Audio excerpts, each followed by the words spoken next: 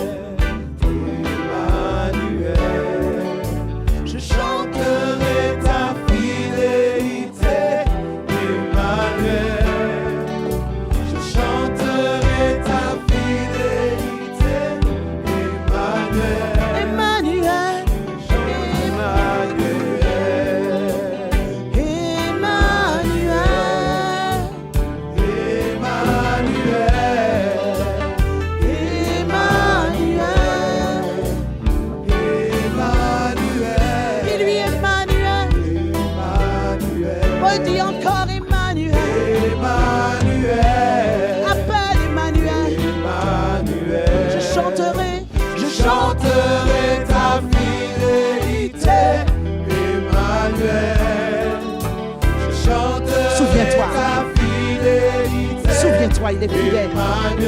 Souviens-toi, je chanterai. Je chanterai ta fidélité. Souviens-toi. Emmanuel. Souviens-toi de chanter sa fidélité. Ta fidélité. Emmanuel.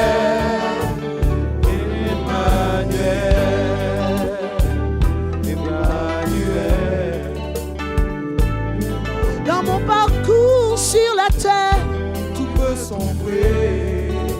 Oh, dans mon chemin vers la sanctification, tout peut sombrer. Dans mon chemin vers la passion, tout peut sombrer. Dans mon désir de lui ressembler, tout peut sombrer. Et si la peur met des doutes sur ma route, si mes amis mettent des doutes sur ma route, si mon âme met des doutes sur ma route, je chanterai toute ma vie. Tu es fidèle.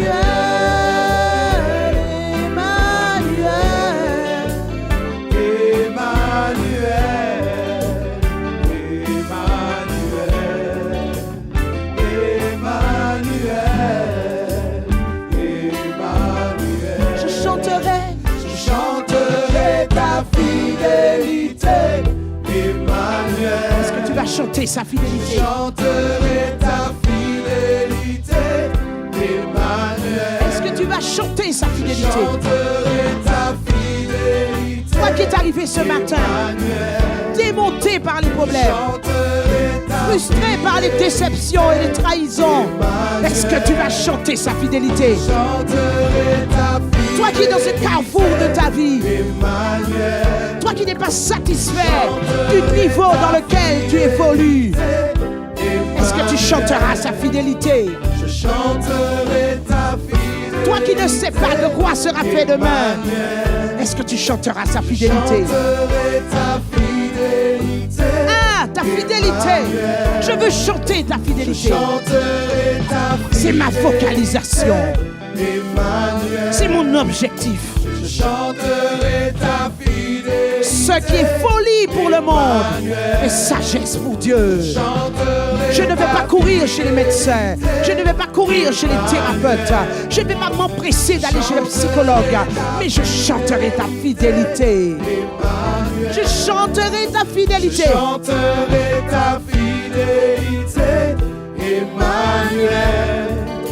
Je chanterai ta fidélité, Emmanuel. Est-ce que tu vas chanter sa fidélité? Souviens-toi de sa fidélité. Souviens-toi de sa fidélité. Sa fidélité pour toi. Il est fidèle. Ton fils peut être infidèle. Tes enfants peuvent être infidèles. Ton époux peut être infidèle. Ton épouse peut être infidèle. Mais Dieu demeure fidèle. Parce que son nom est fidélité. Son nom est fidélité. Ce qu'il dit, il l'accomplit. Il n'est pas un homme pour mentir, ni le fils de l'homme pour se repentir. Tu dois te souvenir d'une chose. Dieu n'est pas un homme pour mentir. Dieu n'est pas un homme pour mentir. Ce qu'il t'a promis, il l'accomplira certainement. Je ne sais pas comment, je ne sais pas quand, je ne sais pas quels sont les outils qu'il va utiliser pour accomplir ce qu'il t'a promis. Mais j'ai l'assurance qu'il accomplira ce qu'il a promis. Tout ce qu'il nous demande, c'est de croire en sa fidélité. Tout ce qu'il nous demande, c'est de croire en sa fidélité et de proclamer sa fidélité. Il ne nous demande pas de nous inquiéter. Il ne nous demande pas de trop parler, de murmurer, de bavarder. Mais il nous demande de croire en sa fidélité. Il nous demande de nous enraciner dans sa fidélité. Et tu es enraciné ce matin. Quel est ton positionnement ce matin? Dieu est fidèle. Dieu est fidèle. Peu importe ce que tu vis. Mon ami, peu importe ce que tu vis. La stratégie aujourd'hui est de, par des coups à répétition, de te faire perdre ton orientation. Par des lois votées, par des gouvernements dans l'iniquité, des gouvernements sans loi de Dieu. La stratégie est de te faire perdre ta vision, de te faire perdre ta focalisation, et tu ne sais plus où tu en es. Mais chante la fidélité de Dieu. Rappelle-toi qu'il est fidèle. Rappelle-toi qu'il est fidèle. Ne t'appuie pas sur des branches humaines, mais rappelle-toi qu'il est fidèle et que sa parole est certaine. Sa parole est vraie. Ce qu'il a dit, il l'accomplit. Sa parole est vraie. C'est tout ce dont il te demande de te rappeler. Sa parole est vraie. Peu importe les vents contraires, peu importe ce que tu entends, peu importe ce que tu ressens, peu importe toutes les voix qui te parlent aujourd'hui, il y a une voix parmi toutes les voix qui doit prédominer. Une voix parmi toutes les voix qui doit valider l'amen de Dieu. L'amen de Dieu. Il y a une chambre haute dans laquelle tu dois rester dans ce temps difficile. Il y a une chambre haute dans laquelle tu vas recevoir l'amen de Dieu. Quelles sont les voix qui te parlent aujourd'hui au milieu des difficultés? Quelles sont les voix qui te parlent quand tu recherches Dieu? Quelles sont les voix qui te parlent? Ce n'est plus la voix des dénominations religieuses. Il n'y a plus de dénominations religieuses. Il n'y en a jamais eu et il n'y en aura jamais. Mais il y a une voix. Mes brebis entendent ma voix. J'ai dit mes brebis entendent ma voix. Mes brebis entendent ma voix. Et elles me suivent. C'est ce que je sais, c'est ce que je garde en mémoire. Mes brebis entendent ma voix. La véritable question n'est pas si tu es catholique, baptiste, témoin de Jéhovah. Est-ce que tu entends sa voix? Est-ce que tu entends sa voix? Si tu entends sa voix, tu le suis.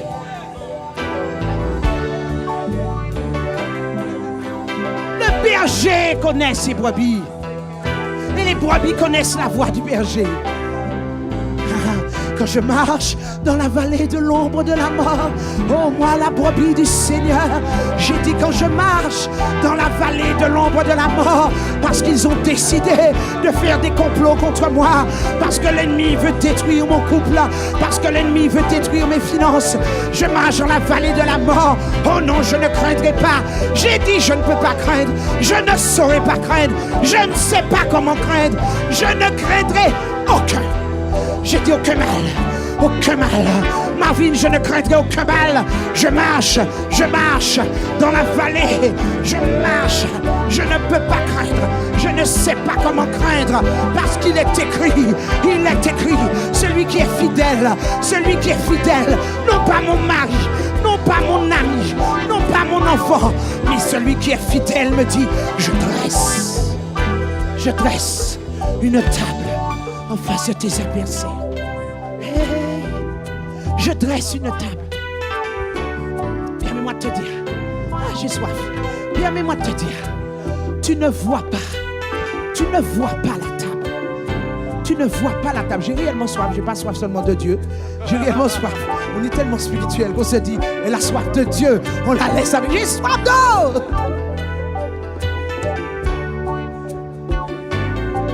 Il dresse une table en face de mes adversaires.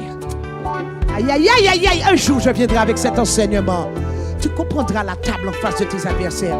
Tu comprendras qu'ils ont induit ta tête. Quelqu'un dit, on induit ma tête, on induit ma tête. Où es-tu ma tête, Seigneur? Où es-tu ma tête, Seigneur? Où es-tu ma tête? Yes.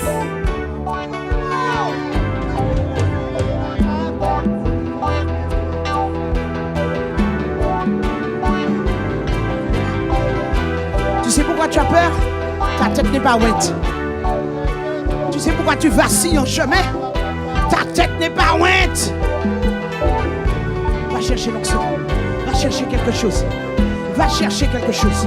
Tant que tu marches là, dans le naturel, tant que tu marches avec tes définisseurs, tant que tu marches avec tes mécanismes de défense, tant que tu marches avec tes sécurités, tu n'es pas encore assez loin pour passer avec succès la vallée de l'ombre de la mort. Va chercher l'onction. Va chercher l'onction qui te fait marcher sur l'eau sans bateau. Va chercher l'onction qui te fait dire à la mer Rouge, ouvre-toi parce que je passe.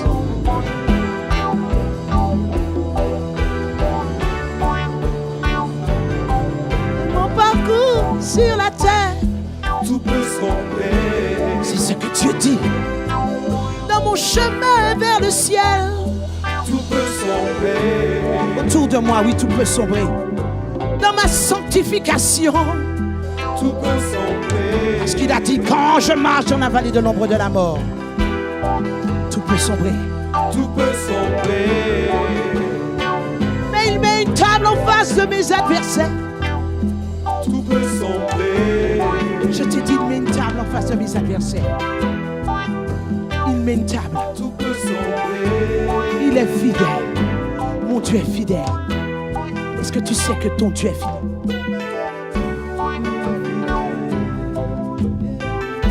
Hey, il dresse une table. Non, mon ami, si tu savais la puissance.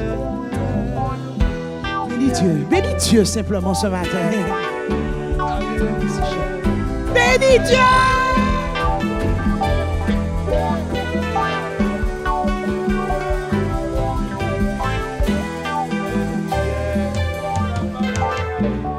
Laisse-moi te dire une chose. Il y a des temps difficiles, extrêmement difficiles qui arrivent et qui vont s'abattre sur toutes les églises, même MAPS. Parce que Dieu cherche une chose. Dieu en a marre des dénominations. Dieu cherche un peuple. Dieu cherche un seul peuple. Dieu cherche un peuple à son image et à sa ressemblance. Des temps extrêmement difficiles arrivent dans le monde et pour l'Église. L'Église ne sera pas épargnée. Mais ces temps sont nécessaires. Ils sont nécessaires pour la qualification de l'épouse. Ces temps sont nécessaires pour que du chaos brille une lumière qui dit, mon Dieu est fidèle. Mon Dieu est fidèle, mon Dieu est fidèle. Je marche au milieu des séismes, je marche au milieu de la récession économique, je marche au milieu des attaques, je marche au milieu de l'oppression parce que j'ai appris une chose, mon Dieu est fidèle. Il ne m'abandonnera pas, il ne me délaissera pas. Durant ces temps-là, permets-moi de te dire, mon ami, durant ces temps-là, deux peuples vont émerger. Le peuple qui aura appris à comprendre, à s'attacher, Alambano, saisir les promesses de Dieu. Ce peuple-là sortira, non pas vainqueur, mais plus que vainqueur de la fournaise. Je vais te dire, ce n'est pas le message du jour, mais laisse-moi te faire une comparaison entre les vainqueurs et les plus que vainqueurs. Nous sommes tous chrétiens.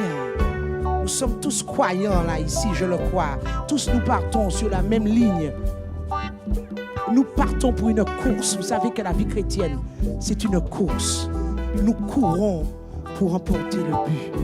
À un certain moment, certains vont se détacher, certains vont se détourner parce qu'ils seront séduits. D'autres vont s'arrêter parce qu'ils seront trop fatigués. Ils ne voudront plus continuer. Et puis d'autres vont continuer à avancer, avancer. Celui qui va changer de direction a encore une possibilité de revenir.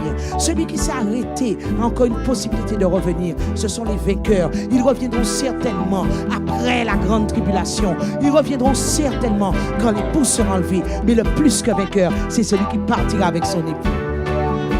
Plus que vainqueur. Eux, ils sont des vainqueurs après la grande tribulation. Mais lui, il est plus que vainqueur. Le croyant, le Fils de Dieu, qui tient jusqu'au bout, qui persévère, c'est lui le plus que vainqueur. Regarde ton voisin. Dis-lui simplement, est-ce que ta lampe est allumée? Simplement, demande est-ce que ta lampe est allumée. Merci mes frères. Merci beaucoup pour cette louange magnifique. Demande à ton voisin. Demande à ton mari, ta femme, ton enfant. Est-ce que ta lampe est allumée? Est-ce que ta lampe est allumée? En bas là, au rez-de-chaussée, posez la question. Est-ce que ta lampe est allumée? Pose une question. Est-ce que ta lampe est allumée?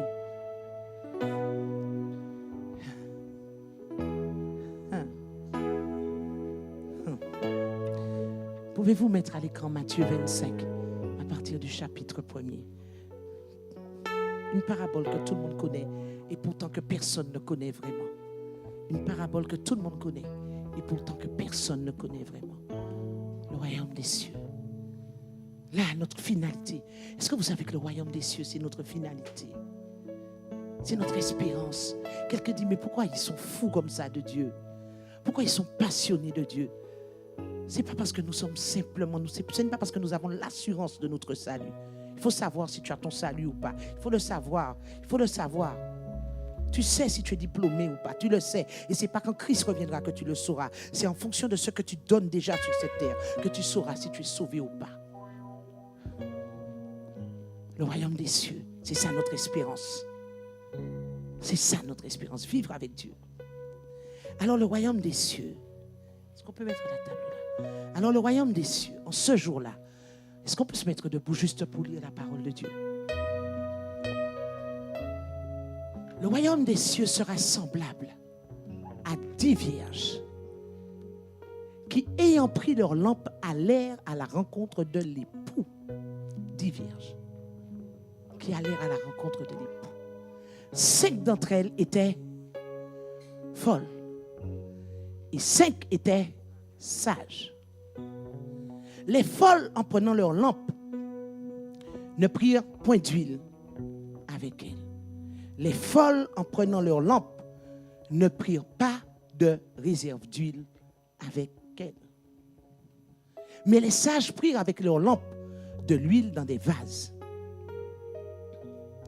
Comme l'époux tardait,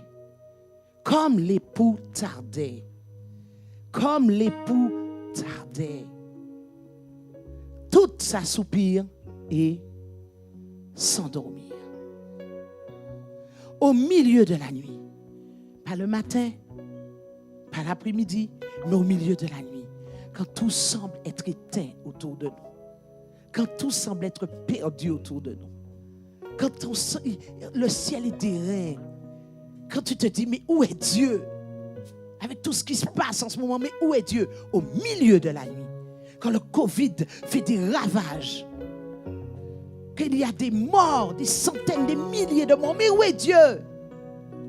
Quand même des pasteurs meurent. Quand des pasteurs meurent du Covid, quand les églises sont décimées à cause du Covid, au milieu de la nuit. Au milieu de la nuit, on cria, voici l'époux, allez à sa rencontre. Voici l'époux, allez à sa rencontre.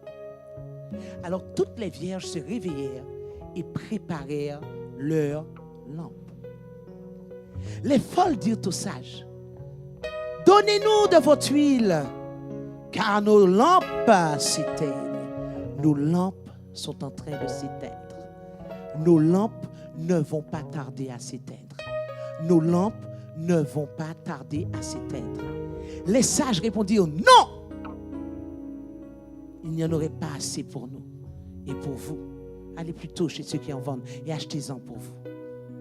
Pendant qu'elles allaient en acheter, l'époux arriva. Jésus arriva. Le Mashiach arriva. Le sauveur de l'humanité arriva. Le lion de Juda arriva. L'époux arriva. Celle qui était prête. Celle qui était prête. Celle qui s'était préparée. Celle qui avait persévéré. Celle qui avait du caractère. Celle qui avait cru en la fidélité de Dieu. Pardon. Celle qui avait cru dans la fidélité de Dieu. Entrèrent avec lui dans la salle des noces. Celle qui s'était préparée entrait avec lui dans la salle des noces, la salle du festin, la salle de la réjouissance, la salle où on se repose, la salle où on se réjouit, la salle où il y a les récompenses, la salle du résultat final. Et la porte fut fermée. La porte fut fermée comme quand Dieu ferma la porte de l'arche de Noé. Personne ne peut ouvrir cette porte. Quand la porte est fermée par une main divine, la porte est scellée. Tu peux supplier, tu peux pleurer, tu peux vendre tout ce que tu as pour dire Seigneur, voilà, maintenant je suis prêt. Réouvre la porte pour moi. Non, il y a une porte, quand elle est fermée, elle est fermée. C'est le même sceau, la même clé que Dieu a utilisée pour fermer la porte de l'arche de Noé. Ce sera une clé semblable. Quand l'arche est fermée, le temps bascule à une autre saison. Quand l'arche a été fermée, le temps d'une dispensation s'est arrêté et une nouvelle dispensation a commencé. Quand la porte sera fermée, quand l'époux viendra chercher son épouse, une autre dispensation commencera. Personne ne pourra réouvrir cette porte. N'attends pas, mon ami. N'attends pas. N'attends pas que Dieu utilise cette clé-là. N'attends pas. Tous les messages convergent. La porte de la grâce est en train de se fermer. Tous les messages convergent. Vos jeunes gens ont des visions, des rêves où ils entendent. La porte de la grâce est en train de se fermer. Peux-tu me prendre mon portable pour que je puisse leur lire le message d'une jeune de Maps Europe? Je vous invite à vous asseoir dans la présence de Dieu et à prendre vos cahiers, vos bibles, vos notes, à enlever vos chewing-gums, à essuyer vos yeux si vous êtes un peu endormi. Je vous invite à faire quelque chose là tout de suite pour que la parole ne puisse pas tomber dans un sol creux. Écoutez ce qu'une jeune fille, jeune femme de Maps Europe a reçu.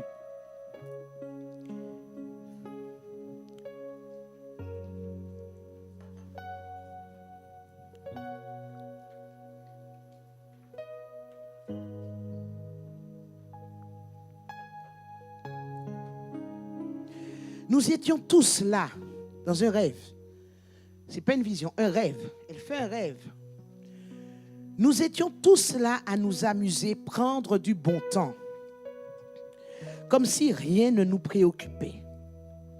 Soudain, on entendit un grondement assourdissant. Elle fait le rêve il y a peut-être 3 semaines de ça.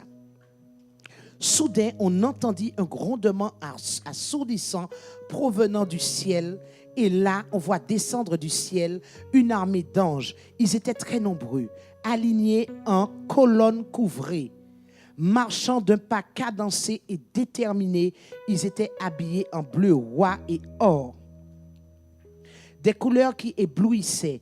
Et ils nous ont tous entourés sans dire un mot, attendant un ordre précis. On était tremblants. On repassait toute notre vie et on regrettait de n'avoir pas été plus engagés pour Dieu. Il n'y avait que des jeunes. Donc, ce rêve vous appartient à vous en particulier. Mais les adultes peuvent être aussi concernés. Il y avait des adultes, mais les adultes étaient là pour nous encadrer, donc les anciens et les apôtres. Il y avait un ange particulier qui a pris la parole et là, il nous dit que tous ceux qui se sont concernés s'avancent. Il commence à citer tous les mauvais comportements que l'on a eus, toutes les missions inachevées ou avortées que Dieu nous avait données. Il rajoute, chacun, vous avez été placé stratégiquement sur des territoires, mais vous préférez faire à votre manière, mener votre vie. Vous ne consultez pas Dieu. Dieu n'est pas dans ce que vous faites. Une bonne partie s'est avancée, mais avec le cœur repentant. Et là, il nous a dit, maintenant, allez accomplir votre mission. Sur un ton qui disait, la porte de la grâce se referme, alors positionnez-vous. Et aussi, cet ange s'est adressé à certains jeunes particulièrement que je ne vais pas nommer, leur disant, il faut qu'ils aillent beaucoup plus loin. Voilà le rêve d'une sœur d'environ une trentaine d'années, il y a 3 semaines de cela. Dieu parle. La prophétie de Joël est en train de s'accomplir. Vos jeunes filles auront des visions, vos jeunes hommes auront des songes. Ils sont en train de nous interpeller. La porte de la grâce est en train de se refermer. Ce matin, j'ai à cœur de te parler de ta lampe. De ta lampe. Quand la lampe s'éteint, je veux te parler de ce qui provoque le fait que la lampe s'éteigne. La perte de ta lumière. Quand la lampe s'éteint, il n'y a plus de lumière. Je veux que tu saches, on parle souvent des vierges sages, mais ce matin, je veux te parler des vierges folles. Des vierges folles. La Bible nous dit, 5 d'entre elles étaient folles et 5 d'entre elles étaient sages. Vous l'aurez compris, on parle donc de l'Église. Il s'agit de l'Église. Je ne vais pas revenir sur les symboles puisqu'on a déjà beaucoup prêché ce message. Il y a des symboles prophétiques. 5 étaient insensés. Ça veut dire quoi? Elles étaient insensées. Comme je vous ai dit ce matin, je vous parle uniquement des vierges folles. 5 d'entre elles étaient insensées. Elles n'avaient plus en fait de sens pour leur vie spirituelle. Elles avaient perdu le sens de leur vie spirituelle. Elles étaient désorientées. Leur vie n'avait plus l'objectif, la vocation de leur appel. C'est ce que ça veut dire. Elles étaient insensées. Elles ne bâtissaient plus selon le modèle qui leur avait été donné. Elles avaient reçu un modèle divin. Mais en cours de route, elles ont perdu le modèle. Elles ont perdu le sens du modèle. Elles ont perdu la pratique du modèle. Elles ont perdu le modèle. Elles n'avaient plus les sentiments qu'avait l'époux. Elles ne ressemblaient plus à l'époux. Et pourtant, elles étaient dans l'église. Et pourtant, elles étaient croyantes. Pourtant, elles priaient Dieu. Pourtant, elles disaient aimer Dieu. Mais elles étaient insensées. Elles n'avaient plus de sens. Leur vie n'avait plus de sens. Est-ce que je parle à quelqu'un ce matin? Le fait que tu aimes Dieu ne fait pas de toi, ne te qualifie pas pour partir au ciel, à la rencontre de l'époux. Le fait que tu aimes Dieu ne te qualifie pas pour l'enlèvement. Si tu obéis à Dieu, tu es qualifié. Si tu obéis à ses commandements, tu es qualifié. Mais tu peux dire 100 ans, je t'aime Seigneur, et tu mènes ta propre vie, tu n'es pas qualifié pour l'enlèvement. Les 5 vierges folles faisaient partie de l'église. Elles étaient vierges. Quand on parle de vierges dans la Bible, on parle de chrétiens, de croyants. Mais ces vierges-là étaient insensées. Elles avaient perdu le sens de leur vie.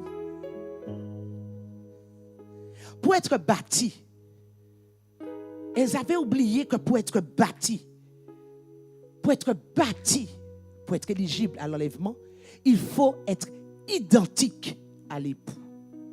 Identique à l'époux. Il faut épouser la parole de l'époux. On n'épouse pas seulement l'époux. On épouse sa parole. On épouse ses commandements. On épouse ses lois. Betty et Joël, venez, s'il vous plaît. Je vais vous montrer une chose.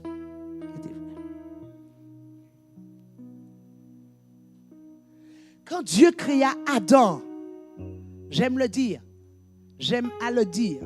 Quand Dieu créa Adam, Ève était où? Dans Adam. Quand Dieu a parlé à Adam, Dieu a parlé à Adam masculin et Adam féminin.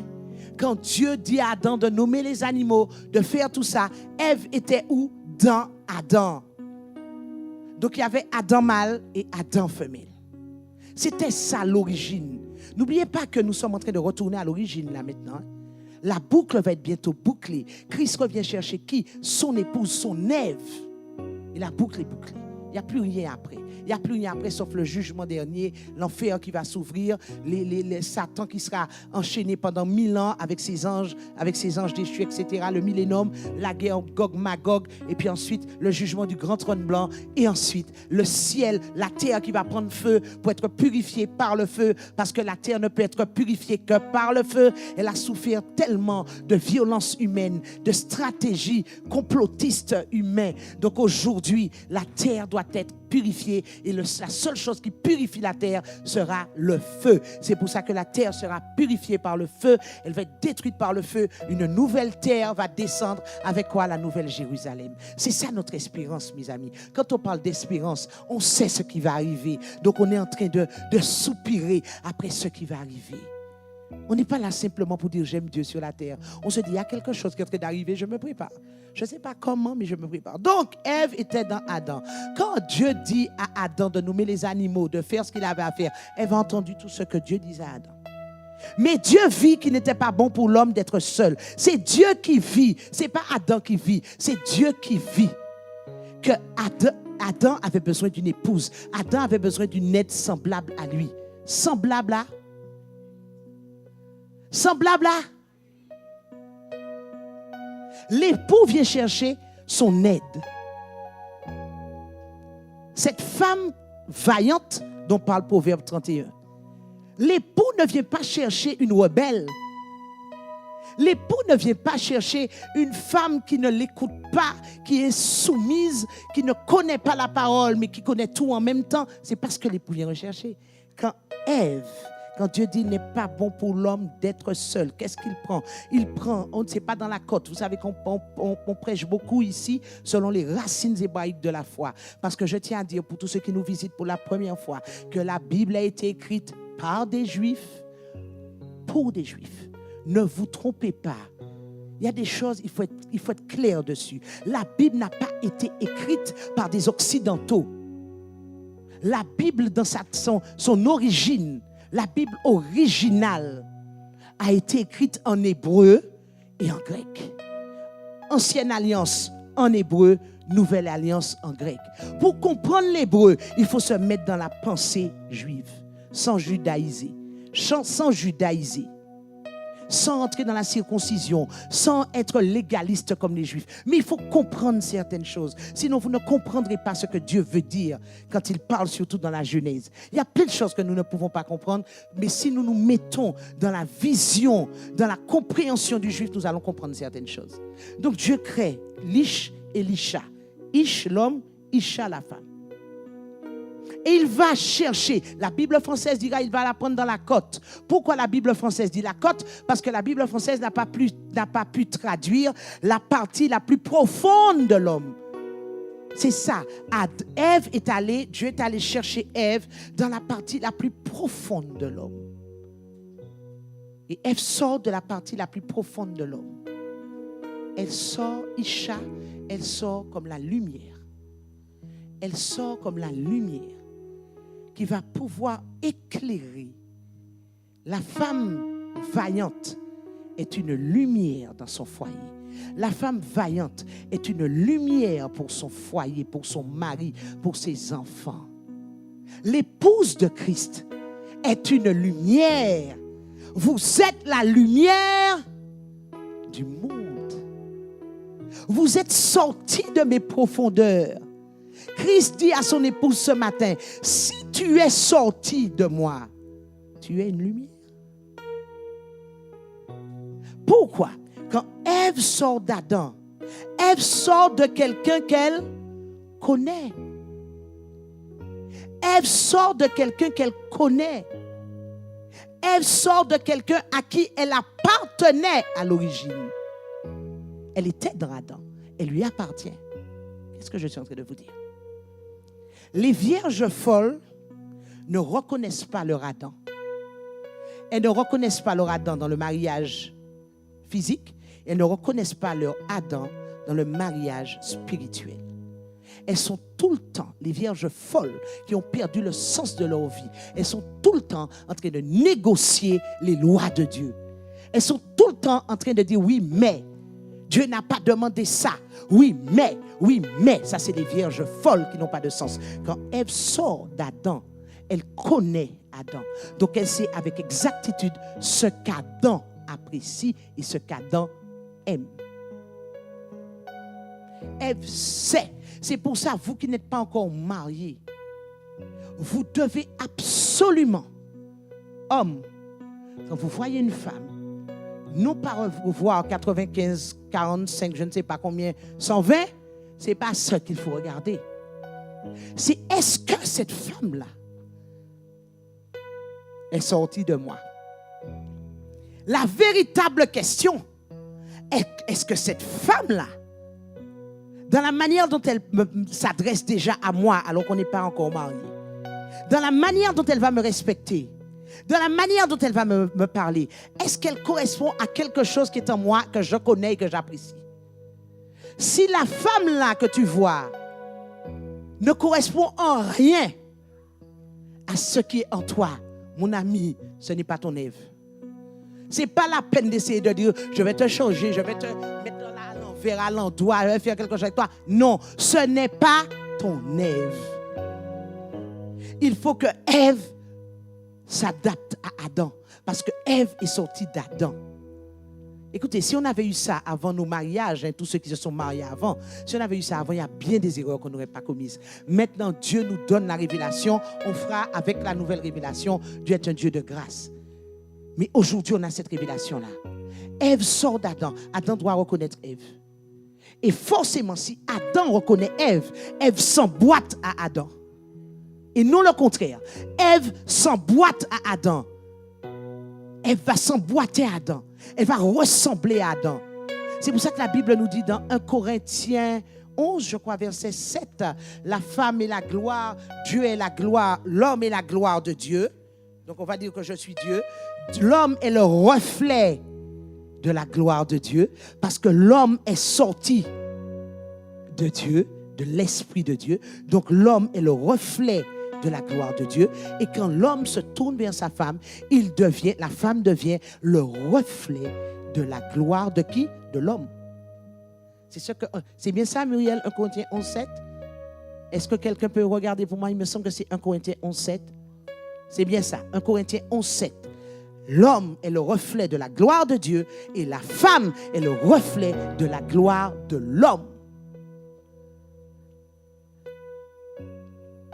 Donc quand l'homme ne suit pas les voies de Dieu, il ne peut pas être le reflet de la gloire de Dieu. Cet homme-là ne devrait jamais se marier.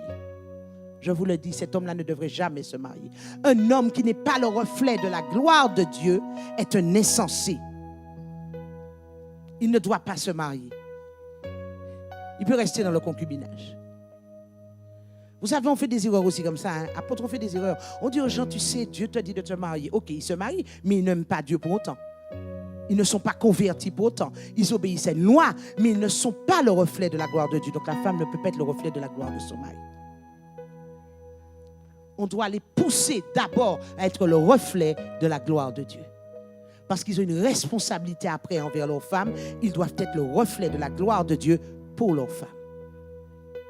Quand une femme n'est pas le reflet de la gloire de son mari, c'est ou bien Adam s'est trompé, ou bien vraiment la femme est une insensée. Mais Adam souvent se trompe. Adam souvent se trompe parce que Adam regarde d'abord chair de ma chair et non os de mes os. La Bible dit qu'Adam a dit dans Genèse, « Oh, voilà celle qui sera os de mes os. » Celle qui sera donc ma structure. Celle qui fait partie d'une de mes profondeurs. On a enlevé quelque chose de profond dedans de moi. Et cette femme-là fait partie d'une de mes profondeurs. Je reconnais qu'elle fait partie de ma structure. Mais aujourd'hui, dans le monde occidental, on dit d'abord, « Ah, chair de ma chair, Coca-Cola. »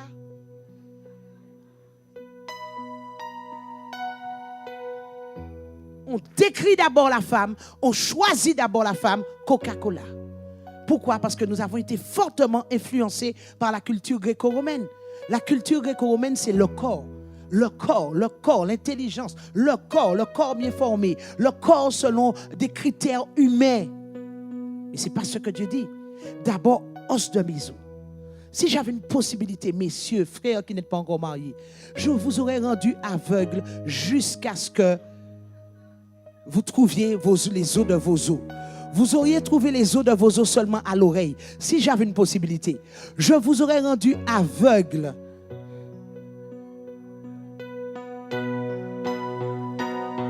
Juste pour que vous puissiez trouver les os de vos os et non la chair de votre chair. Les os de vos os. L'insensé, les secs folles, les vierges folles, elles étaient insensées parce qu'elles ne reconnaissaient plus l'époux. Elles n'avaient plus le sens, l'orientation de l'époux. Mesdames, vous ne pouvez pas, permettez-moi, je fais une parenthèse. Tout ce qui est humain tire son essence du divin.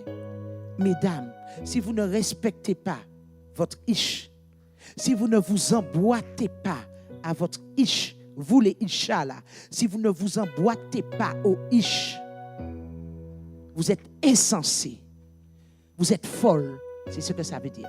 Surtout si votre ish a le regard tourné vers Dieu, comme il peut, mais il a le regard, comme il peut. Des fois les hommes c'est comme vous pouvez, hein, avec la force que vous avez. On ne peut pas dire que vous êtes à 100% des fois, mais des fois, il y en a qui, vraiment, ils cherchent de toute leur force, même si le résultat n'est pas toujours ce qu'on attend. Mais vous savez pourquoi on a tendance à dire, ouais, mais ce n'est pas suffisant, moi je reste plus longtemps dans la prière. Parce que la femme, par essence, la femme est lumière. Par essence, c'est la lumière que Dieu a sortie de la côte ou de la profondeur d'Adam. La femme est lumière. Mesdames, vous êtes lumière. C'est pour ça que vous éclairez aussi fort. Vous êtes lumière. Mais vous n'êtes pas une lumière pour détruire votre Adam. Vous êtes une lumière pour éclairer votre Adam. Et on n'éclaire pas les Adams avec des chips. Je ne sais pas faire. Il y a des gens qui savent faire ça mieux que moi. Ça ne sonne pas comme ça. Je ne sais pas chipper. C'est Laïs qui sait chipper. Je ne sais pas chipper, mais Laïs sait bien chipper. On n'éclaire pas comme ça. On n'éclaire pas avec des visages. Je ne suis pas content, je ne suis pas d'accord. On n'éclaire pas comme ça. On devient folle. On devient épouse folle, épouse insensée. Et ce n'est pas moi qui le dis, c'est la Bible. En tant que lumière, plus tu auras de la lumière, plus tu sauras comment éclairer ton époux pour qu'il puisse trouver le chemin. Toi, tu as déjà vu que c'est le chemin qu'il doit emprunter. Parce que tu es lumière. C'est comme ça que Dieu t'a créé. Tu n'as même pas besoin de faire grand-chose. Ça, c'est un enseignement qui est long. La femme est tout l'enseignement de la Bible, de la Torah particulièrement. Proverbe 31, chaque verset de Proverbe 31 est une lettre de l'alphabet hébraïque. Nous avons toutes les lettres. Chaque verset pour la femme vertueuse est une lettre de l'alphabet hébraïque. Et nous avons toutes les lettres de l'alphabet hébraïque. Donc ça veut dire que nous avons la révélation naturellement au-dedans de nous, quasi naturellement. Mais quand cette révélation est là et qu'on n'agit pas avec cette révélation comme on devrait agir, elle devient de la divination. elle devient de la désobéissance. Mais la femme n'a pas besoin de beaucoup de choses pour recevoir de Dieu. Je suis désolée, messieurs qui m'écoutez et qui n'acceptez pas que la femme prêche, mais c'est une réalité. Revoyez vos Bibles, c'est une vérité. Quand Dieu a sorti la femme, c'était pour éclairer le chemin d'Adam. La femme, c'est le prophétique. La femme, c'est le prophétique. Elle attire le futur dans le présent. C'est pour ça que quand tu lui fais un enfant, elle attire le prophétique dans le présent. L'enfant n'est même pas encore conçu. Elle sait dans quelle école privée l'enfant ira. Elle sait comment il va s'appeler. Elle sait quel ami il aura. Elle sait même quelle profession il va embrasser. À mon fils, qui n'est même pas encore conçu, sera médecin, assurément. Toi, tu es en train de te dire comment ma semence va arriver dans son ovule pour voir l'homme, il est technique, il est... Bon, allez, quand? C'est l'homme, ça. Mais la femme est prophétique. La femme est prophétique. Donc, il est important, messieurs, de bien vous emboîter, os de mes os. Et femmes, il est important pour vous de vous emboîter aussi dans la place que Dieu vous a donnée. Vous êtes le reflet de l'homme. Vous êtes le reflet de votre mari. Mais mari, sachez que quand une femme vous désobéit, c'est votre reflet qui a un problème. Je leur redis, là, les personnes, j'ai vu les hommes faire ça. J'ai vu les hommes baisser leurs yeux à terre, ne plus me regarder. Ish, I-S-H, ou I-C-H. Quand votre femme vous désobéit, c'est que vous avez perdu quoi? Le reflet. Vous n'arrêtez pas de vous plaindre, de vous plaindre, de vous plaindre. Quand vous devez redescendre, quand vous venez vers Dieu et puis vous dites au Seigneur, ma femme me désobéit. Et bon Dieu, quand vous fait rester en côté. Disciplinez-moi, s'il vous plaît. Tu redescends, ta femme t'a déjà regardé gros yeux. Tu voulais lui dire, femme, c'est fini là, ton comportement. Mais il a regardé un modèle. Non, je voulais te dire que tout va bien. Tu disciplines ta femme. Et ça n'a rien à voir avec l'émotion. Vous savez, nous les femmes, on est tellement lumière qu'on sait comment. Quelle expression puis-je employer? Je suis connecté dans le monde entier. Je fais attention à mes mots. Nous les femmes, non, il faut se le dire. Nous avons l'art et la manière de casser les deux bras de la Vierge.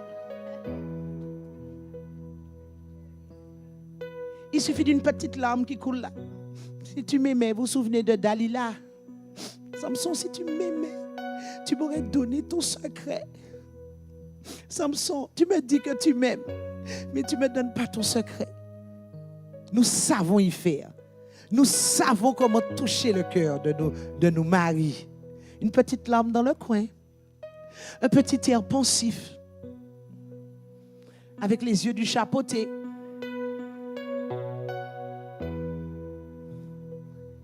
Et là, nos maris se sentent complètement désorientés. Mon Dieu, mais qu'est-ce que j'ai fait? Pourquoi je lui ai fait ça? Des fois, ils ne savent même pas ce qu'ils ont fait. Mais ils sont prêts à demander pardon de ce qu'ils ignorent. Parce que nous sommes tellement comédiennes. Moi, je dis amen pour nous deux. Nous sommes tellement comédiennes. Parce que nous avons oublié le sens que Dieu veut donner à notre mariage. À notre couple. Dieu veut donner un sens, mais pas le sens de la comédie, pas le sens de la manipulation, le sens de la lumière. Le sens de la lumière, tu dois éclairer ton époux et non pas par j'en ai marre, je ne veux pas, je ne te comprends pas. Tu dois le comprendre, tu es sorti de lui. Si tu ne le comprends pas, c'est que ou pas là, ou pas si posé là. Mais c'est vrai, oui. Si tu n'arrives pas à comprendre ton mari après 10 ans, après 5 ans, après 3 ans, il y a un problème de connexion. Ça veut dire que ce n'était pas la bonne femme. Je vous le dis maintenant, si je l'avais su avant, il y a des mariages que je n'aurais jamais célébrés. Si tu n'arrives toujours pas à le comprendre, et si lui ne te comprend pas, c'est qu'elle n'est pas sortie de toi. Elle ne t'appartient pas. Tu ne la reconnais pas, tu ne reconnais rien en elle. Tu as l'impression d'avoir... Il y a des gens qui nous disent ça dans les entretiens de couple qu'on a. Mais je ne sais même pas qui est devant moi.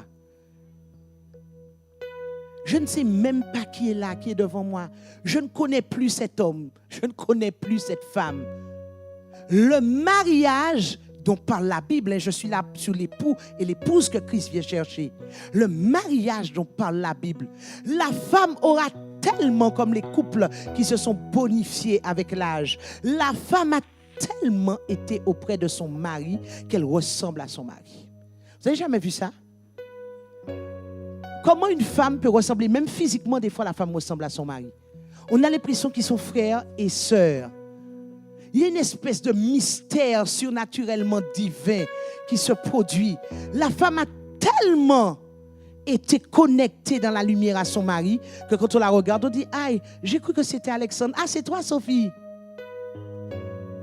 Mais tu parles comme Alexandre. » Pourquoi? Parce qu'elle a tellement développé l'art de faire un chemin dans le cœur de son mari qu'ils forment un. Qu'est-ce que je suis en train de vous dire? Merci, les époux. Qu'est-ce que je suis en train de vous dire? L'épouse de Christ aura tellement développé l'art de faire un avec son époux qu'elle va ressembler à l'époux. L'époux va la reconnaître parmi toutes. Elle va la reconnaître. Et l'époux dira, mais bien sûr, elle est sortie de moi, je la reconnais. J'obéis à mon père, donc elle obéit aussi. Elle obéit à mon père, puisque moi, j'obéis à mon père. Est-ce que vous comprenez ce que je suis en train de vous dire? Jésus est le reflet de qui? De son père. Et qu'est-ce que Jésus fait? Jésus, c'est simple. Jésus obéit à son père. Jésus prie. Qu'est-ce qu'il fait encore? Jésus libère la parole. Qu'est-ce qu'il fait encore? Il prêche. Qu'est-ce que Jésus fait encore? Il guérit et il délivre. Qu'est-ce que l'épouse doit faire? L'épouse doit prier. L'épouse doit être dans la parole. L'épouse doit délivrer. Et l'épouse doit guérir.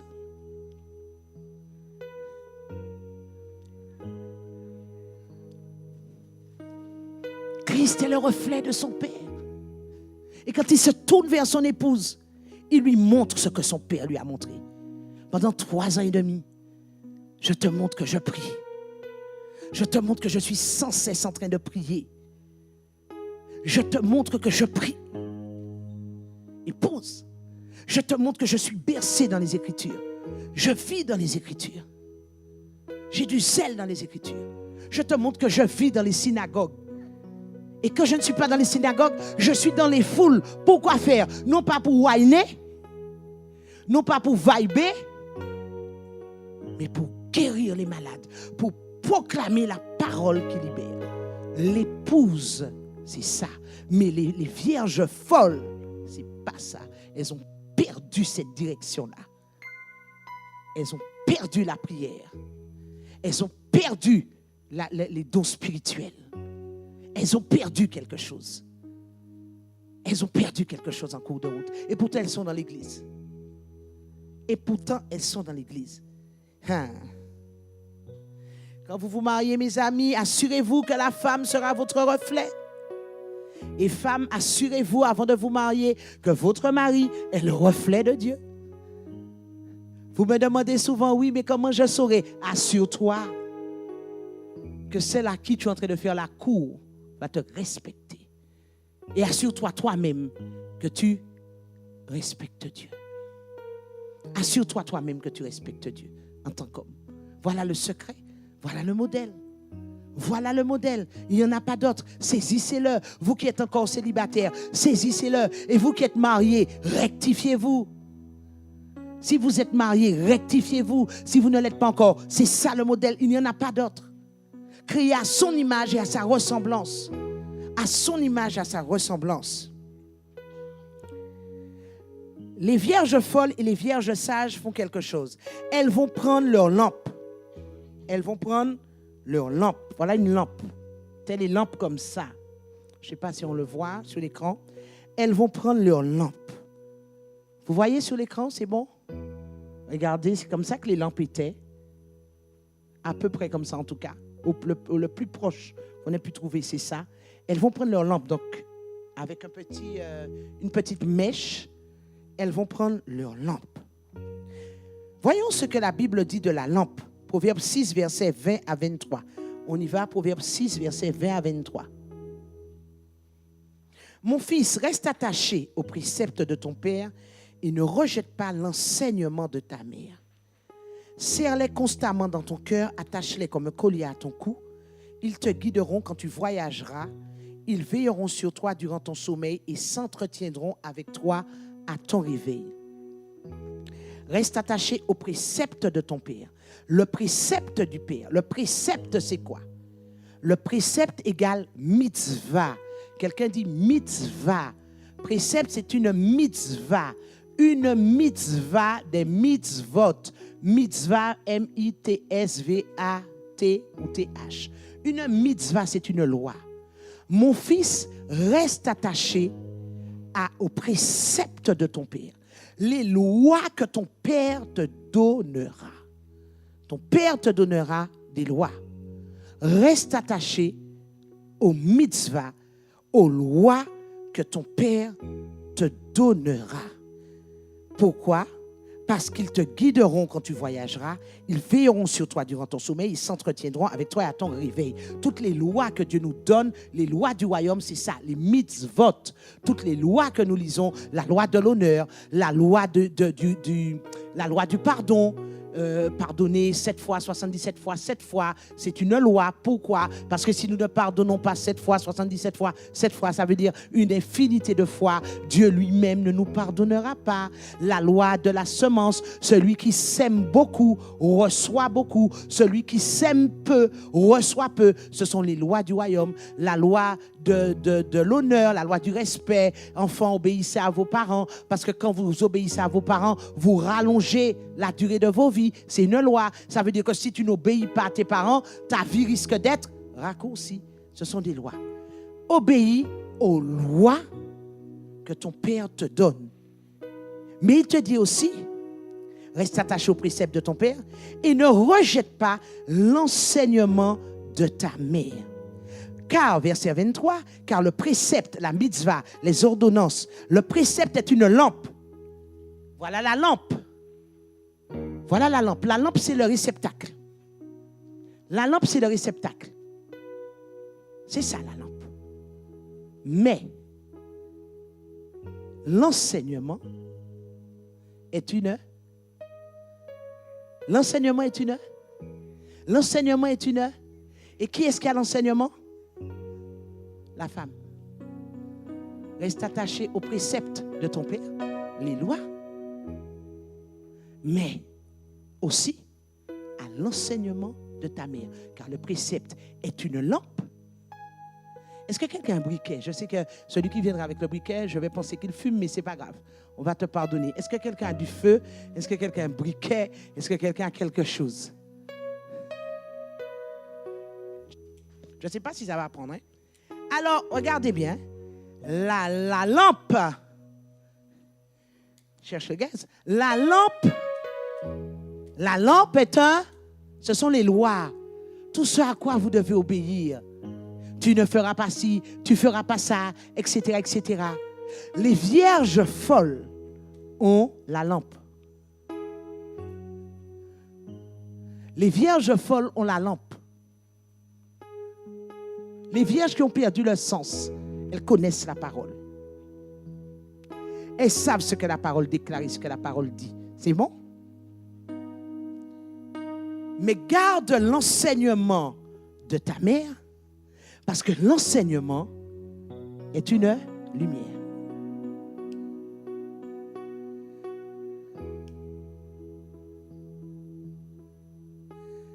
Pour que la lampe puisse être lumière, il faut qu'il y ait donc un réceptacle, la loi, mais il faut la révélation de la loi qui est l'enseignement. Pour que la lampe puisse briller, vous avez besoin de la révélation. Non pas seulement de la lampe, qui est simplement la loi, mais vous avez besoin de la lumière qui est la révélation de la parole. Les deux. Les deux. Mon fils, garde le précepte. Garde les lois, car c'est une lampe. Et garde l'enseignement, qui est la révélation, parce que c'est la lumière. Qu'est-ce qui guide? La lampe ou la lumière? La lumière. Mais la lumière toute seule ne peut pas guider. La lumière a besoin d'être dans une lampe pour guider. Qu'est-ce que les vierges folles ont perdu en cours de route? Notre lampe s'éteint. Elles ont perdu quoi? La lumière qui est la révélation.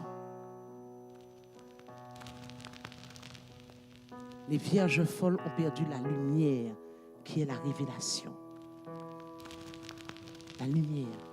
Et si je dois remettre ça, je reviens sur le couple. Le mari, c'est le réceptacle.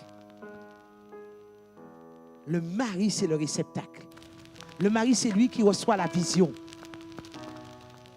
Le mari, c'est lui qui reçoit la vision. La femme, c'est celle qui va éclairer le chemin pour que la vision arrive à la réalisation. Quand ta femme n'est plus lumière, ton chemin est obscur. Mesdames, quand vous n'êtes plus lumière, vos foyers sont dans l'obscurité. Vos foyers sont dans l'obscurité. La lumière est féminine. La loi est masculine.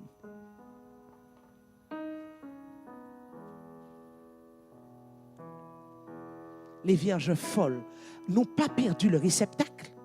Ils avaient un réceptacle, mais il n'y avait plus de lumière. La lampe était en train de s'éteindre. Donc ils connaissaient. C'est pour ça que je vous dis qu'ils étaient tous chrétiens. Ils connaissaient les lois de Dieu, mais ils n'avaient plus la révélation des lois de Dieu. Et vous savez comment on a la révélation des lois? Il manque un ingrédient. L'huile. L'huile. Elles prirent la lampe sans penser à prendre une réserve d'huile. Elles ont pris leur lampe parce que dans la lampe, il y a quoi? L'huile qui va permettre à la petite mèche de briller. Donc, entre le réceptacle et la lumière, il y a un ingrédient important, c'est l'huile. L'huile qui est représentée par quoi? L'onction. L'onction. Les vierges folles n'avaient plus d'onction. Elles ne cherchaient plus à être bâties et développées dans l'onction. Qu'est-ce que l'onction? C'est cette puissance surnaturelle, cette puissance divine qui est déversée sur nous quand nous la réclamons, quand nous nous en nourrissons et qui nous permet de développer le caractère de Christ. Sans l'Esprit de Dieu, tu peux faire tous les efforts que tu veux. C'est l'Esprit de Dieu qui te conduit à l'image de Dieu et à sa ressemblance. Parce que qui connaît Dieu sinon l'Esprit de Dieu? Est-ce que c'est ton programme qui connaît Dieu? Qui connaît Dieu si ce n'est l'Esprit de Dieu? Beaucoup de chrétiens travaillent sans le Saint-Esprit, fonctionnent sans le Saint-Esprit, se réveillent avec leur programme, se couchent avec leur programme. Ne parle pas du Saint-Esprit, mon ami. Esprit de Dieu, montre-moi le chemin. Esprit de Dieu, guide-moi. Esprit de Dieu, j'ai besoin de toi. Qui connaît Dieu si ce n'est l'Esprit de Dieu? Permettez-moi de vous dire, quand Dieu a dit à Moïse, construis le tabernacle, il a dit à Moïse, construis le tabernacle. Mais est-ce que c'est Moïse qui a construit le tabernacle? Non, qui a construit le tabernacle? Betsaléel. Vous savez ce que ça veut dire, Betsaléel? Qui est à l'image de Dieu. Qui est à l'image de Dieu.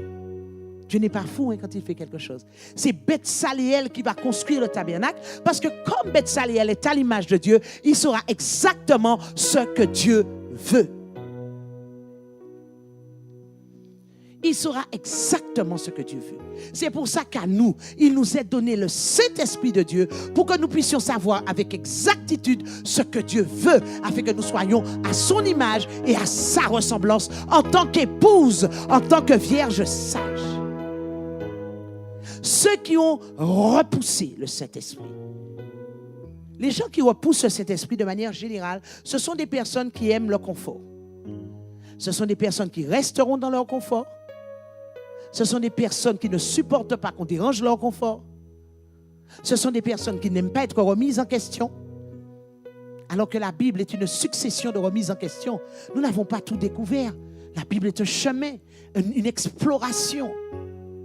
Mais une fois qu'on s'est arrêté en disant « je sais », c'est terminé. Tu es déjà devenu folle ou fou et tu ne le sais même pas. Tu ne le sais même pas. La révélation qui est aujourd'hui n'était pas celle d'hier.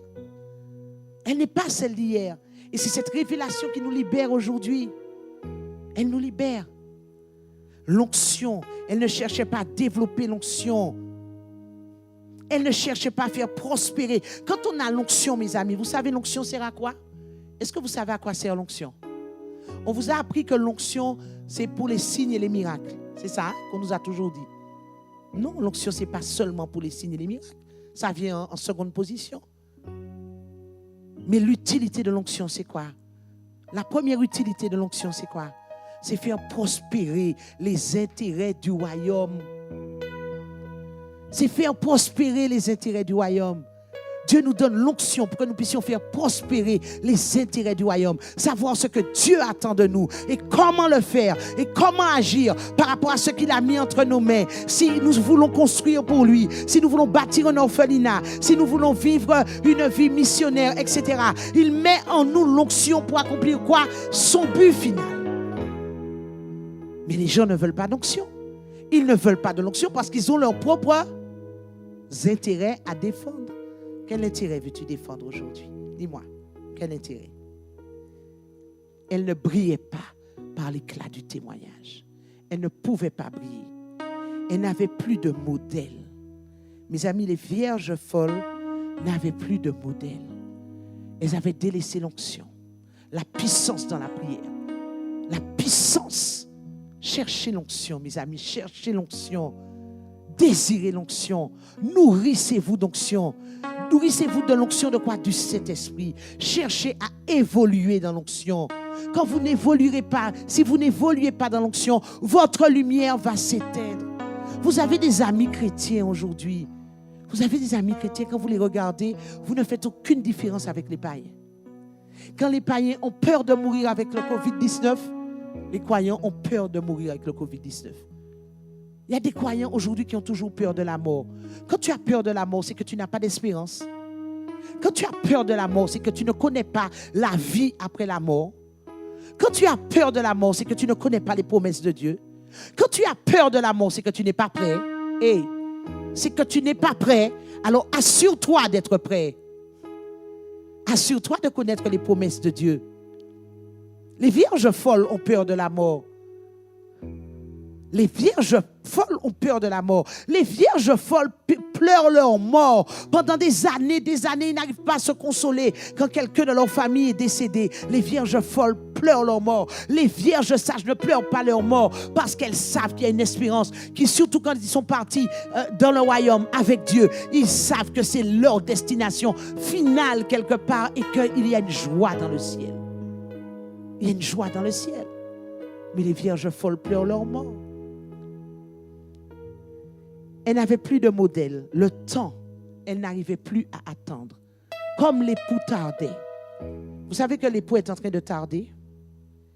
Est-ce que vous savez que l'époux est en train de tarder? Dieu seul sait pourquoi il tarde.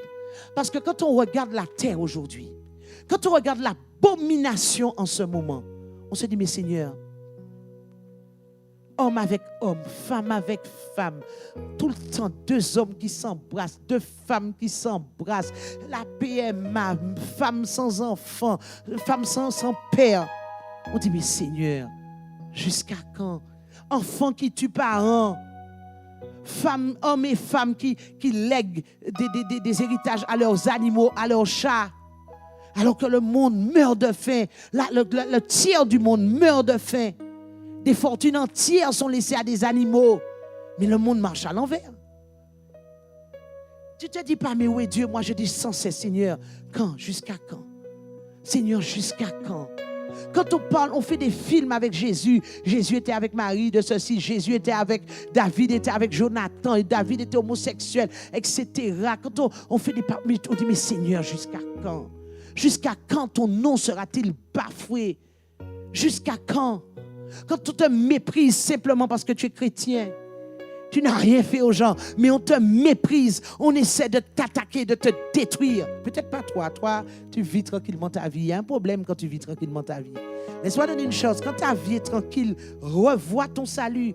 Tous ceux qui vivent pieusement en Jésus seront obligatoirement persécutés. Si tu n'es pas persécuté, repositionne-toi, mon ami. Ça veut dire que tu n'es pas dans le bon chemin. Il ne me dit pas autre chose. La Bible me dit tous ceux qui veulent vivre pieusement en Jésus seront persécutés. Alors tu dois être persécuté par quelqu'un dans ton travail. Tu dois être persécuté par quelqu'un dans l'église. Tu dois être persécuté par ton voisin. Tu dois être persécuté dans tes finances. Il doit y avoir une persécution quelque part contre toi. Si tu n'es pas persécuté, il y a un problème. Ça veut dire que tu n'es pas en train de vivre pieusement en Jésus. Donc, ton témoignage ne dérange personne. Tu arrives avec le païen, tu ressembles au païen. Tu arrives avec le monde, tu ressembles au monde. Tu arrives avec ceux qui sont sans Dieu, tu leur ressembles. Parce qu'il n'y a plus d'éclat sur ton témoignage. Tu as perdu l'éclat. En cours de route, tu as perdu l'éclat de ton témoignage. Tu l'as perdu. Tu l'as perdu. Le diable lui-même n'a pas peur de toi. Le diable lui-même n'a pas peur de toi. J'ai entendu une femme sur le camp qui a donné un témoignage de puissance. Cette femme disait que quand elle était dans la sorcellerie, parce qu'elle a pratiqué la sorcellerie, cette femme disait qu'elle était mandatée pour détruire les églises. Elle était sur le camp. Elle a donné son témoignage. Elle disait qu'elle était mandatée pour détruire les églises. Elle a dit quelque chose qui m'a frappé. Elle disait qu'elle pouvait rentrer chez certains chrétiens. Elle pouvait rentrer chez certains chrétiens et déclarer la mort sur leur vie. Et petit à petit, ces gens-là perdaient leur orientation. Elle pouvait le faire. Comment un chrétien peut-il recevoir une telle déclaration et subir cette déclaration? Comment cela est-il possible? Plus d'éclat, plus de Saint-Esprit, plus rien. Plus rien. Mais elle a dit une chose qui m'a surprise. Elle a dit une fois, elle a été mandatée pour aller détruire un serviteur de Dieu. Et quand elle arrive dans la maison du serviteur de Dieu, qu'est-ce qui se passe? Quand elle arrive aux abords de la maison du serviteur de Dieu, tout autour de la maison du serviteur de Dieu, il y avait une armée d'anges. Et elle, pendant la nuit, puisqu'elle sortait de son corps, elle volait pour entrer dans les maisons. Oui, ça c'est là les Antilles, ça c'est vraiment là le royaume, les royaumes démoniaques que parfois qu'on ne connaît pas. Elle est rentrée, elle voulait passer, mais elle ne pouvait pas passer parce qu'il y avait une armée d'anges autour de cette maison. Et là, elle a freiné. Et vous savez ce qui s'est passé? C'est là qu'elle a compris qu'il y avait une puissance supérieure à la puissance qu'elle servait. Et à ce moment-là, elle s'est donnée au Seigneur. Même alors que tu dors, le Seigneur utilise quoi? Non pas ta bouche, non pas ce que tu fais, mais le Seigneur va utiliser l'onction que tu auras développée pour freiner l'ennemi quand l'ennemi vient te visiter. L'onction qui brise les jougs. Est-ce que tu développes quelque chose? Est-ce que tu développes quelque chose? Cette femme a dit, c'est quand elle a freiné qu'elle s'est rendue compte qu'il y avait une puissance supérieure à la sienne. Supérieure à la sienne. Et quand elle est retournée dans son corps, le diable l'attendait pour lui dire, bon, comme tu as compris quelque chose là maintenant, tu as compris qu'il y a une puissance supérieure à la tienne, il faut que je te détruise. Et le diable lui a envoyé une puissance de suicide où cette femme a commencé à errer, où dans les cimetières. Mais gloire soit rendue à Dieu. Et elle nous a dit quelque chose. Elle m'a dit quelque chose qui m'a challengé. Elle m'a dit quelque chose qui m'a dit, Seigneur, je suis sur la bonne voie. Cette femme a témoigné la semaine dernière. Cette femme a dit que quand chrétien, vous avez le zèle de la prière. Chrétien, quand vous commencez dans l'onction, je dis bien dans l'onction de la prière, vous faites monter des murs dans le ciel. Et quand nous passons, nous sommes bloqués au travers des murs. Nous n'arrivons pas à passer les murs. Les vierges sages et les vierges folles. Est-ce qu'aujourd'hui, ta prière a assez de piquant et de piment pour faire des blocages, des embargos dans le ciel? Et elle nous disait sa plus grande crainte, c'est que quand elle partait pour détruire quelqu'un dans le spirituel, Elle ne savait pas comment elle allait retourner dans son corps à cause des chrétiens qui prient et qui dressent comme ça des murs. Et elle nous disait une chose, quand un sorcier s'en va, oui, je le dis pour toi aussi qui m'écoute, repens-toi. Oh, quand un sorcier s'en va et que chrétiens prient aux alentours et que des murs sont dressés et que le sorcier ne peut pas revenir dans son corps, vous savez ce qui se passe? Coma est mort. Coma est mort. Il faut que les sorciers viennent ici pour qu'ils puissent témoigner de votre puissance, des puissances que vous ignorez, une puissance que vous ne maîtrisez pas. Je dis là sur l'église connectée, il faut que les sorciers viennent ici et dire, on a essayé sur Naomi, mais on a été bloqué. On a essayé sur Joël, mais il y a un mur d'ange autour d'elle. On a essayé sur Rachel, mais une eau est sortie de nulle part et l'eau nous a engloutis. Et à partir de cela, nous avons reconnu qu'il y a une puissance supérieure à la nôtre.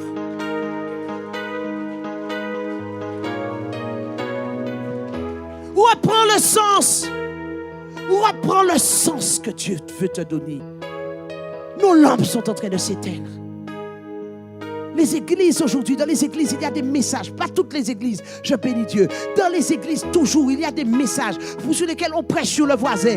N'allez pas là parce que vous allez faire ci. N'allez pas là parce que cette femme ne vient pas de Dieu. N'allez pas là parce que cet homme est un faux pasteur. Il y a des messages aujourd'hui que nous devrions prêcher pour bâtir l'épouse, pour donner du sens à la vie de l'épouse. Le fait que tu dises à l'épouse de ne pas aller chez son frère, ne la bâtis pas, mais mets au-dedans d'elle une peur. Donne du sens. Et si toi qui m'écoutes, tu es une vierge folle, tu n'as plus de sens ni dans ton foyer, ni dans l'église, reprends ta marche. Pendant qu'on peut dire encore aujourd'hui, repens-toi et dis, je reprends ma route. Ne dis pas, c'est fichu, c'est fini, je ne vais pas y arriver. Si Dieu me permet de prêcher ce message-là, c'est parce qu'il est en train de nous dire, reprenez-vous, remettez-vous dans le bon sens. Remettez-vous dans le bon sens. Les poutardes et les vierges folles n'avaient pas pris de réserve parce qu'elles ne donnaient pas de sens à leur vie. Elles n'avaient pas de zèle. La Bible dit dans Marc 13, verset 32, pour ce qui est du jour de l'heure, personne ne le sait, ni les anges. Personne ne sait quand l'époux viendra. Pas même les anges, mais le Père seul. Et la Bible continue, la parole de Dieu continue en nous disant, dans Marc 13, verset 32, prenons garde, veillons et prions. Prenons garde, 3 mots, 3 verbes. Prenons garde, soyons vigilants. Soyons vigilants. C'est le moment pour nous d'être vigilants. C'est le moment pour nous d'être en alerte maximale. C'est le moment pour nous d'être en vigilance violette. Vous qui connaissez les points de vigilance cyclonique, c'est le moment pour nous, c'est le moment pour nous. La météo est orageuse. La météo prophétique en ce moment, la météo spirituelle est cyclonique. Regardez autour de vous ce qui se passe. Comprenez ce qui se passe autour de vous. C'est le moment d'être vigilant. Soyez vigilants, c'est ce qu'il dit. Soyez vigilants.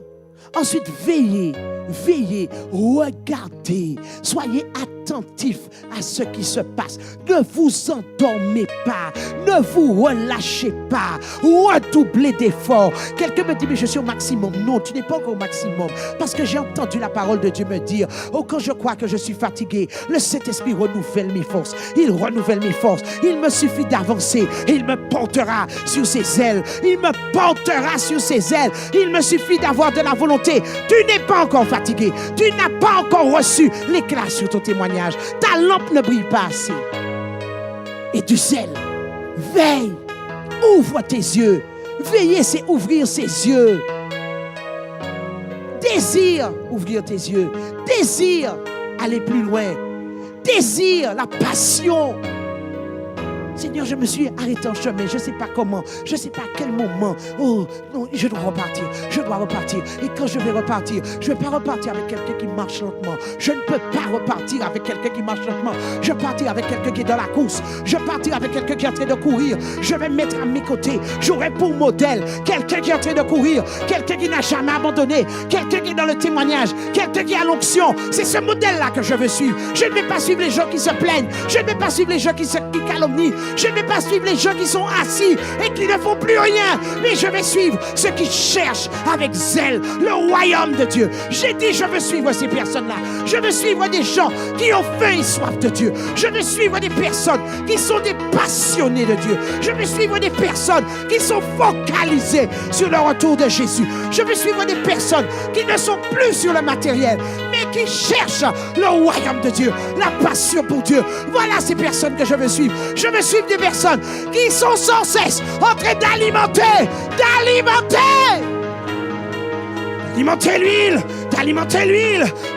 l'huile.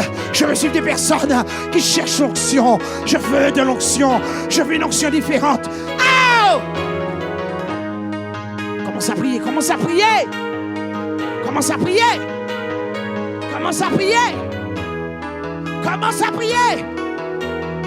Commence à chercher le zèle. Commence à chercher, à retrouver le sens. Peut-être que tu n'étais plus dans le sens. Peut-être que tu as perdu le sens. Peut-être qu'il n'y a plus de sens pour toi. Commence à prier.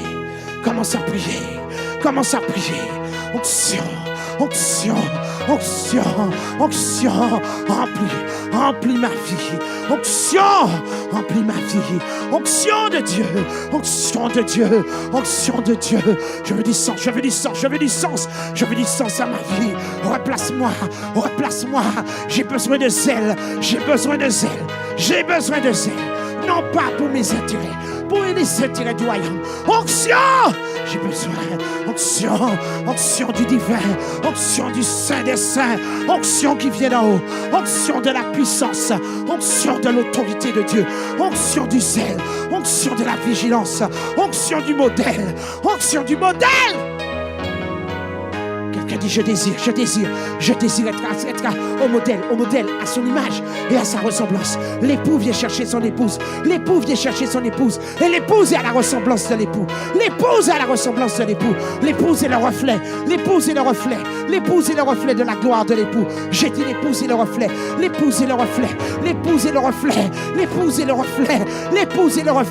Je veux être le reflet du témoignage de mon Sauveur. Oh, je veux être ce reflet. Ce matin encore, je remplis ma lampe. Du zèle. Va chercher le zèle. Je t'en prie, va chercher le zèle. Le temps est kairos. Le temps est particulier. Le temps est délicat. Va chercher le zèle. Quelque chose est en train de se passer. Il y a un orage dans le ciel spirituel. Il y a un orage. Et Dieu cherche une épouse. Dieu cherche l'épouse pour son fils. Il cherche l'épouse qui se sera préparée. Il cherche l'épouse qui aura compris. Il cherche l'épouse qui donnera du sens à sa vie. Il cherche une épouse. Il cherche son épouse. Réalise là où tu t'es endormi. Réalise là où tu as manqué d'huile. Réalise là où tu t'es arrêté.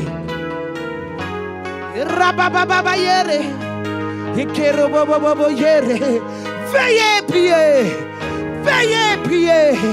Vous ne savez pas, vous ne connaissez pas l'heure.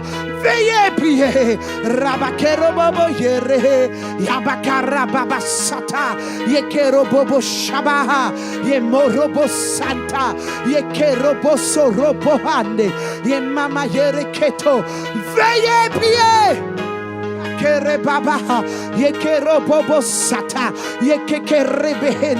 Quelqu'un reprend son fonctionnement. Quelqu'un reprend son sens. La parole, la lumière, l'huile. La parole, la lumière, l'huile. La parole, la lumière, l'huile. Rabakete.